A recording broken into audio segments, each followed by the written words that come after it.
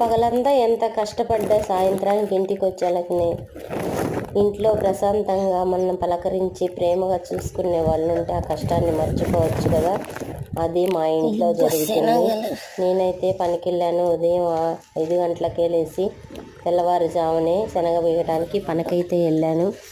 ఆ శనగ తెల్లవారుజామునే బీకాలి, పగలు ఎండకైతే రాదు. అందుకని పొద్దున్నే వెళ్ళిపోయాను.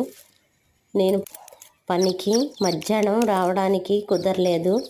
ఇట్లా కంది మిషన్కి వేసేది ఉంటే ఆ పని చూసుకొని వచ్చానికి రాత్రి అయిపోయింది.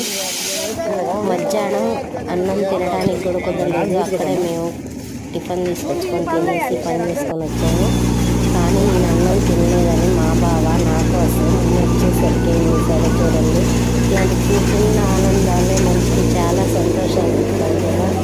మా బావ నా కోసం అయితే నేను వచ్చరికి నాకు బజ్జీలు గారెలు అయితే తీసుకొచ్చాడు. తినమన్నాడు. పగలంతా పనిచేసి అవి ఇప్పుడు రాకుండా అని అరిశాడు. చాలా హ్యాపీ కదా ఇలా చూసుకునే భర్త ఉంటే.